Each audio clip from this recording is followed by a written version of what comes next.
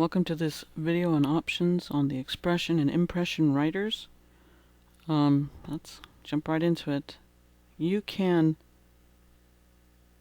get to the options menu by going to Menu,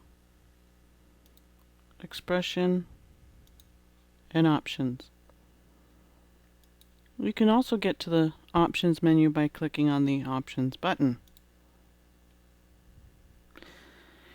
In the first tab under Options, we have our General tab, and this is just setting up your real-time display on the writer, how you want things to look.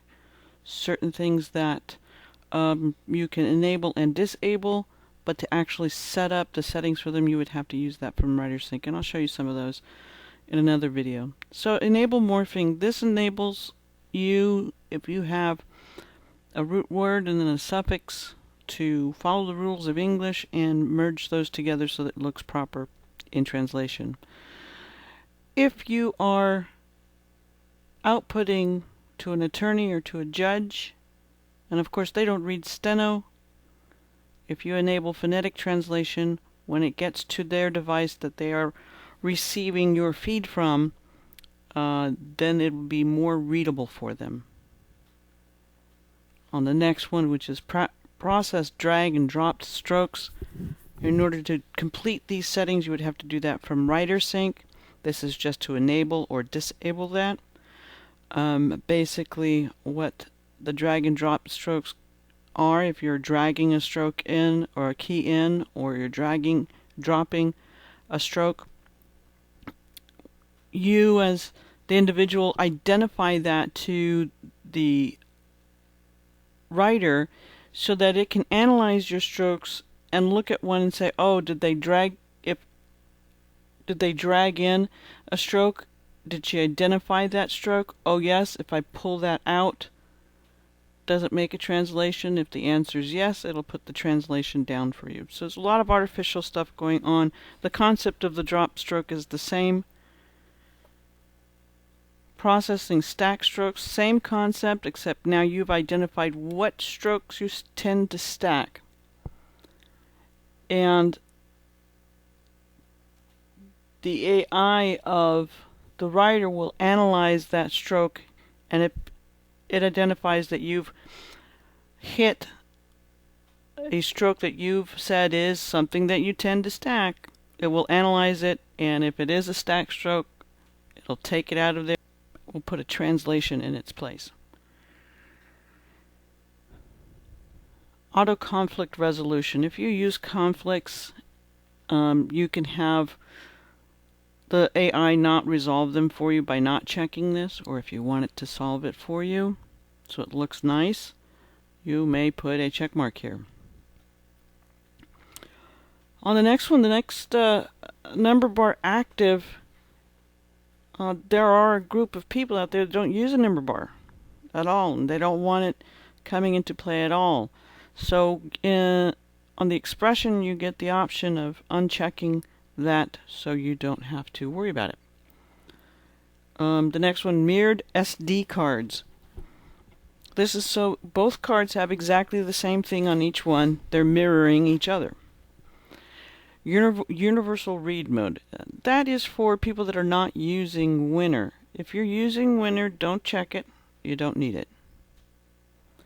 Trend multiple asterisks. There are places, people and schools of thought that say use a double asterisk to make a paragraph. If you do this, put that check mark here. If not, do not check it. Deletion active, that just means you're going to use your asterisk to delete. Auto close punctuation, that means at the beginning of a paragraph you started it off with, let's say, quotes, and you get to the end of that paragraph and you keep going, you forget to close it, the software will close it for you. Smart Writer File Output. This is a means of a backup. It's raw steno in Smart Writer format. Absolutely recommend that you have that checked. Always start a new job. Well, with this one, what that does is when you turn on the writer for the first time in a day, it's going to start a new job. Okay. If you go to lunch turn off the writer and you come back and you turn on the writer, it's going to stop and say, do you want to append to the previous job? You can say yes if you want to append, or you can say no. If it's always going to be a no, you never want to append, then put a check mark here where it says always start new job. Enable auto briefs. Well, that is Mark Kislingberry's auto brief. We've brought it to the Xpression. You may turn it on in the top row up here where it's blank. Right now, we'll display his auto briefs as they come up while you're writing, and you can tell it how many rows you want. The more rows you put, the less text will appear down in the translated text. All right, on to display. So on the display, we can decide if we want to see steno. We don't. I only want to see steno, and I can do that, or I can show a little bit of both. Now with this, if you want, you can get on this little guy and move him any which way. If you move it to the right, then the steno print here will get smaller. This will only get as large as what you set the font to. And you can set the font size here. Here is your backlight. We set it at 50%. If you go higher than 50%, your battery life will be less. Touch sensitivity. If you're clicking around your screen and you have to hit it 2 or 3 times in order to get anything to do anything, then your sensitivity may need to be increased, and you just click to the right to increase it. And you can do a tap test. You can align the touchscreen as if you feel like, in order to hit save, I have to hit up here, and then it'll save when the screen's not aligned. You have the option of bolding your questions or bolding your answers. It makes it a little bit easier to read if you're into that. Otherwise, you can turn them off.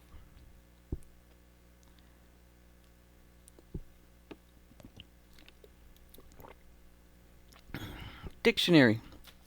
Well, if you're taking your writer with you, and this is going to be, let's say, a highly medical charged writing, and you have a medical dictionary, you can read that you can export that onto the writer, and then from the drop down select the dictionary that you want, and that will be used during the translation period. Numbers. You can turn your number conversion on or off from here.